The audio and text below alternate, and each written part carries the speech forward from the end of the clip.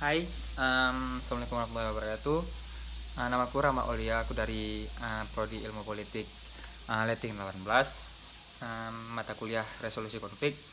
Jadi kali ini aku ingin membahas tentang perihal konflik Muhammadiyah dan Nahdlatul Ulama.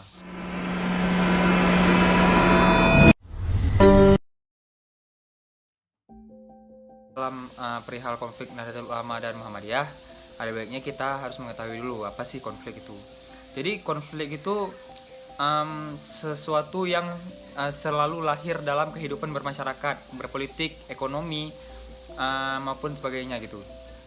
Jadi menurut beberapa para ahli, salah satunya itu ada Muklas. Jadi Muklas itu berpendapat bahwa konflik itu dipandang sebagai sebuah perilaku. Jadi konflik itu merupakan bentuk interaktif yang terjadi pada tingkatan individual, interpersonal, kelompok, ataupun pada tingkat organisasi.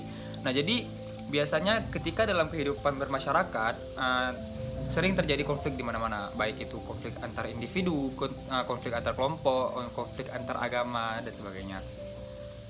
Jadi ada banyak sih penyebab-penyebab konflik itu. Yang pertama yaitu adanya perbedaan, yaitu adanya perbedaan antara perasaan orang lain dengan perasaan dirinya, ataupun perbedaan latar belakang, perbedaan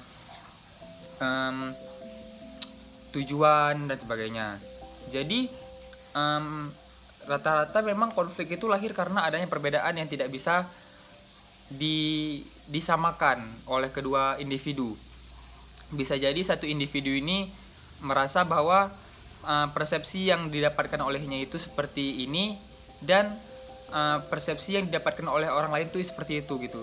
Misalkan dalam satu masyarakat ini mereka mengenal bahwa handphone ini dapat digunakan untuk hal-hal baik, tetapi ada beberapa masyarakat juga berkata bahwasanya handphone ini malah buatan orang barat yang akan menjerumuskan orang-orang seperti kita ini ke tempat hal-hal yang lebih buruk gitu. Padahal kan persepsi tersebut memang berbeda, tetapi ya pastinya melahirkan konflik gitu loh, karena adanya perbedaan tersebut. Nah, masuk ke sesi konflik antara Muhammadiyah dan Nahdlatul Ulama gitu. Jadi sebelum kita membahas juga tentang konflik tersebut, ada baiknya juga kita mengetahui tuh bagaimana Muhammadiyah dan Nahdlatul Ulama gitu. Jadi Muhammadiyah sama Nahdlatul Ulama ini sebenarnya awalnya itu dekat gitu, satu ideologi juga, karena mereka tujuannya itu untuk menaungi masyarakat Islam di Indonesia pada saat itu. Jadi tujuan adanya organisasi ini juga baik sebenarnya. Ketika ada umat-umat muslim yang kehilangan arah, mereka merangkul umat muslim untuk ke arah Islam yang lebih baik, ke arah Islam yang lebih benar gitu. Jadi mereka ini pun, organisasi ini pun menjadi pengaruh besar terhadap Indonesia gitu, terhadap perubahan demokrasi Islam di Indonesia gitu. Tapi lambat laun karena adanya perbedaan ideologi, adanya clash ini yang membuat konflik timbul gitu. Padahal awalnya pendirinya, bahkan kalau misalnya kita tahu pendirinya Nahdlatul Ulama itu Hasyim Asy'ari, sama pendiri Muhammadiyah itu Ahmad Dahlan. Mereka ini dulunya dekat gitu, kekerabatan, saling berkerabat gitu. Tapi lama-lama para anggotanya ini pun kayak berkonflik gitu. Jadi antara Muhammadiyah dan Nahdlatul Ulama mungkin ada beberapa perbedaan gitu. Yang dari awal dulu kita ketahui bahwasanya Muhammadiyah itu didirikan pada 18 November 1912. Kalau Nahdlatul Ulama itu didirikan pada 31 Januari 1926 gitu. Muhammadiyah itu didirikan di Yogyakarta, sedangkan Nahdlatul Ulama itu didirikan di Surabaya. Jadi awal mula pemicu konflik ini karena ada perbedaan ideologi, yaitu Muhammadiyah memegang teguh atau acuannya itu kepada Islam murni. Islam murni itu kepada Al-Quran dan Sunnah, sedangkan Nahdlatul Ulama mereka tetap mengambil Al-Quran dan Sunnah, tapi lebih menambahkan kitab-kitab tradisional, percaya kepada ulama-ulama sebelumnya dan sebagainya gitu. Muhammadiyah juga percaya sama 4 mazhab, tetapi mengambil semuanya, dan NU juga mempercaya kepada 4 mazhab dan lebih fokus kepada Imam Syafi'i. Mungkin latar belakangnya itu memang ada sedikit perbedaan. Yang seperti kita bilang tadi, konflik itu terjadi karenanya adanya perbedaan. Ya tergantung orangnya atau tergantung individunya, apakah menjadikan perbedaan tersebut sebagai puncaknya konflik atau tidak gitu.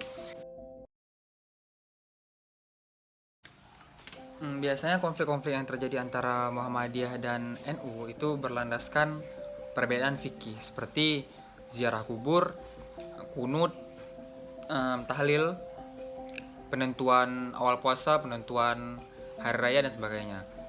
Hal-hal kecil seperti itu yang sering memunculkan konflik antara anggota-anggotanya. Awalnya Muhammadiyah dan NU ini hanyalah sebuah organisasi naungan. Terus lama-lama diartikan sebagai aliran oleh beberapa orang.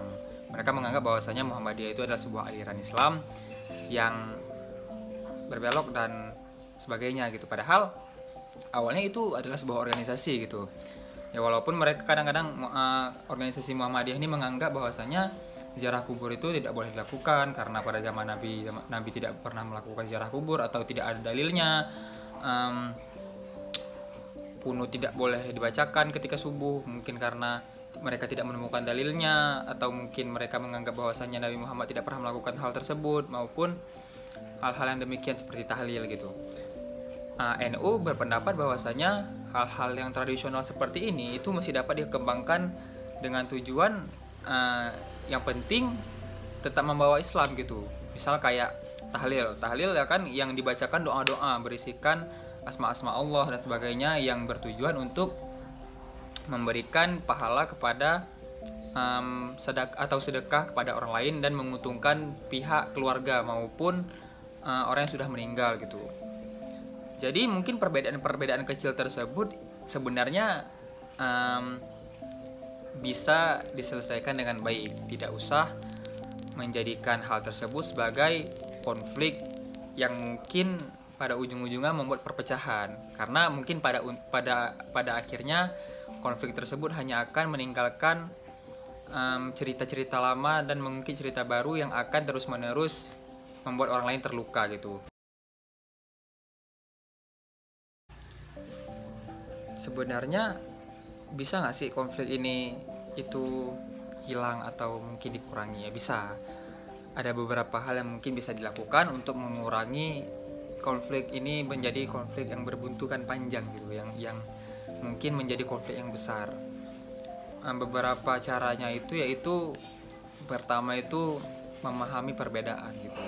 Ketika mungkin ada anggota-anggota dari Muhammadiyah atau NU sedang duduk bersama, dan tiba-tiba ketika NU mengajak para anggota Muhammadiyah untuk tahlil dan sebagainya, ya mungkin Muhammadiyah ketika mungkin ingin ikut ya ikut saja, dan ketika ingin menolak ya menolak dengan baik saja gitu. Ya saling menghormati lah istilahnya, memahami perbedaan gitu, bahwasanya aku mungkin organisasi Muhammadiyah dan memiliki ideologi yang seperti ini, Nahdlatul Ulama memiliki ideologi yang seperti ini. Jadi paham gitu perbedaan. Oh ya udah apa-apa, jangan menimbulkan konflik yang berkepanjangan gitu. Yang kedua itu ya saling menghormati antara orang-orang atau anggota-anggota Muhammadiyah dan anggota-anggota Nahdlatul Ulama gitu. Ketika salah satu dari mereka itu sedang melakukan melakukan kebaikan ataupun sesuatu yang tidak ada dalilnya, mungkin itu adalah kebaikan gitu. Ketika kita menghormati, ya konflik itu tidak akan terjadi, karena pastinya konflik ini terjadi karena masing-masing dari mereka itu merasa benar gitu, merasa kalau menurut kami paham seperti ini loh yang benar. Nahdlatul Ulama juga berpendapat ini loh yang paling benar gitu. Kalau sama-sama berpikir yang paling benar, jadi yang benar yang mana gitu, kita kan nggak tahu. Walaupun mungkin para ahli Islam atau ahli agama juga lebih tahu gitu. Cuman sikap saling menghormati ini paling penting loh untuk mengecilkan konflik ini terjadi terus gitu. Dan yang ketiga, mungkin tidak menjadikan organisasi itu sebagai acuan politik dan membawa-bawa agama gitu kan. Kebanyakan sekarang rata-rata orang-orang atau anggota-anggota organisasi itu mereka membawa-bawa agama demi kepentingan berpolitik atau berkuasa. Mereka tahu nih masyarakat Indonesia atau masyarakat kita nih cepat panas gitu sama hal-hal yang berbau agama. Jadi ya mereka sering membawa-bawa hal tersebut dalam berpolitik dan berkuasa gitu. Ya mungkin ada keuntungan bagi mereka, tetapi perpecahan tetap terus terjadi karena hal tersebut gitu. Jadi kurang-kurangin lah hal-hal itu. Konflik itu tidak mungkin bisa dihindarkan gitu. Pasti permasalahan apapun, konflik akan tetap terjadi. Yang dapat kita lakukan hanyalah mengecilkan potensi konflik menjadi lebih besar gitu. Mau bagaimanapun konflik itu akan tetap terjadi karena perbedaan-perbedaan tersebut dan persaingan-persaingan tersebut. Setiap orang memiliki pemikiran yang berbeda-beda, apalagi orang-orang yang cepat panas. Orang-orang cepat panas tuh ketika ada hal yang paling berbeda daripada dia ataupun tidak setuju dengan pendapat dia cenderung akan seperti marah terhadap orang itu, orang yang tidak setuju dengan pendapat dia, ataupun bahasa sekarang itu sering mengkafir-kafirkan orang dan sebagainya. Padahal hal tersebut ya dilarang dalam agama, mengkafir-kafirkan orang Islam yang sudah jelas Islam gitu.